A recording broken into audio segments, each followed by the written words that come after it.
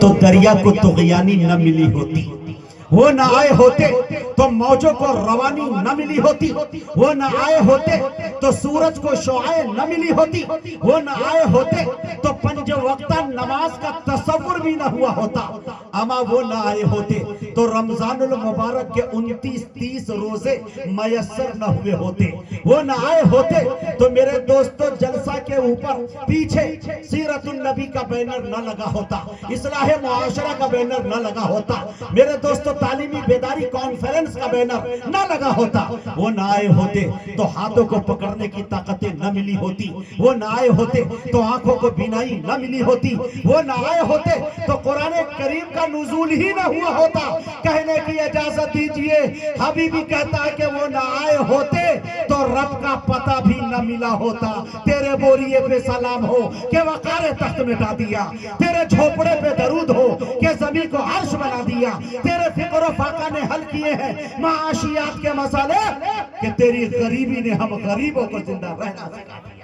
میرے دوستو میں آپ کو بتاتا چلوں کہ اللہ تبارک و تعالی جب اپنے حبیب کو روئے زمین پر پیدا کرتا ہے تو اس سے پہلے سر سے لے کر پیر تک خوبیاں ہی خوبیاں ڈالتا ہے، الف سے لے کر یا تک کی خصوصیات ڈالتا ہے۔ میں آپ کو بتاتا چلوں کہ حضرت آمنہ فرماتی ہے کہ جب سے یہ بچہ میرے شکم میں آیا ہے، میرے پیٹ میں آیا ہے، عجیب سی کیفیت محسوس کرتی ہوں۔ حضرت آمنہ فرماتی ہے کہ جب سے یہ بچہ میرے شکم میں آیا ہے میں رات کی تاریکی میں سوتی ہوں، یہ چاند یہ ستارے جھک کر سلام پیش کرتے ہوئے نظر آتے ہیں۔ حضرت آمنہ فرماتی ہے کہ جب سے یہ بچہ میرے شکم میں آیا ہے میں سہیلیوں کے ساتھ کنویں پہ پانی لانے جاتی ہوں، کنویں کا پانی اچھل کر استقبال کرتا ہوا نظر آتا ہے۔ حضرت آمنہ فرماتی ہے کہ جب سے یہ بچہ میرے شکم میں آیا ہے میرے گفتار مہکتے ہیں، در و دیوار مہکتے ہیں، گھر بار مہکتے ہیں۔ عبد المطلب فرماتے ہیں بیٹی بتا تو صحیح تیرا بدن اتنا مہکتا کیوں ہے، اتنا مہنگا ادھر لگائی کہاں سے ہے، تو لائی کہاں سے ہے؟ حضرت آمنہ فرماتی ہے ابا حضور جب سے یہ بچہ میرے بدن میں آیا ہے، میرے شکم میں آیا ہے، میرے پیٹ میں آیا ہے، گھر بار مہکنا دور کی بات، در و دیوار مہکنا دور کی بات، گفتار کا مہکنا دور کی بات، آما میں جہاں تھوک دیتی ہوں وہ زمین خوشبودار ہو جاتی ہے۔ قرآن کریم میں دیکھیں اللہ نے کس انداز میں کہا، اللہ نے الف لکھا قرآن میں نبی کو امین بنا دیا، اللہ نے با لکھا قرآن میں نبی کو بشیر بنا دیا، اللہ نے تا لکھا قرآن میں نبی کو تنویر بنا دیا، اللہ نے سا لکھا قرآن میں نبی کو ثاقب بنا دیا، اللہ نے جم لکھا قرآن میں نبی کو جمیل بنا دیا، اللہ نے ہا لکھا قرآن میں نبی کو حلیم بنا دیا، اللہ نے خا لکھا قرآن میں نبی کو ختم الرسل بنا دیا، اللہ نے دال لکھا قرآن میں نبی کو دائی بنا دیا، اللہ نے زال لکھا قرآن میں نبی کو ذاکر بنا دیا، اللہ نے را لکھا قرآن میں نبی کو رحمت للعالمین بنا دیا، اللہ نے زا لکھا قرآن میں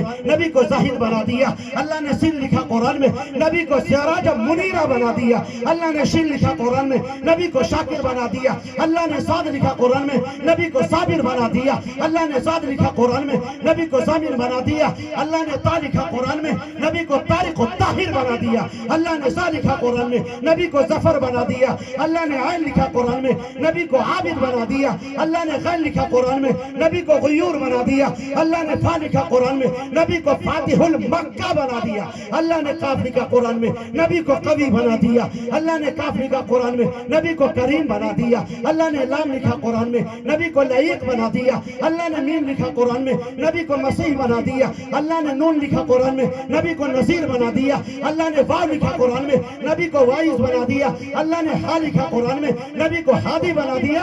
ارے اللہ نے یا لکھا قرآن میں نبی کو یاسین بنا دیا۔ یہ ہے میرے نبی کی شان۔ واہ بھائی جزاک اللہ جزاک اللہ، سبحان اللہ سبحان اللہ بھائی۔ یہ دیکھیے نقیب جوہر صاحب نے دیکھیے 100 سونار کی ایک لوہار کی، اوہ واللہ لٹانے کا تجھ کو کیا خوب قرینہ آتا ہے، انداز سخاوت پر تیرے حاتم کو پسینہ آتا ہے۔ واہ، تو یہ میرے نبی کی شان ہے۔ 4 مصرع سنے کہ ساری دنیا کے سخنور بھی اکٹھا ہو کر، ساری دنیا کے سخنور بھی اکٹھا ہو کر ایک سنت کی بھی توصیف نہیں کر سکتے، آپ کا چہرہ انور تو بہت دور کی بات آپ کے جوتے کی تعریف نہیں کر سکتے۔ بہت بہت شکریہ عنایت کرم نوازش. یہ تھوڑی سی لوگوں نے فرمائش کی تھی جن کو مجھے پورا کرنا میں بہتر سمجھ رہا تھا. اگر میں تعمیل میں مجاہد بھائی اور دیگر کمیٹی کے لوگوں کے اگر یہ نہیں پورا کرتا تو میرے لیے خودکشی کرنے کے برابر تھا. اس لیے میں نے یہ پورا بھی کیا. اللہ انہیں سلامت رکھے. اب آئیے میرے دوستو اس شخصیت کے حضور پہنچنا چاہتا ہوں. امارت شریعہ ایک بڑی تنظیم، ایک بڑا پلیٹ فارم، خوش نصیبی سے ہمیں بہار والوں کو یہ میسر ہے. جھارکھنڈ، اڑیسہ، بنگال والوں کو یہ میسر ہے. یہ اتنی بڑی تنظیمیں ہیں کہ امارت شریعہ پہلے ہم نہیں سمجھتے تھے،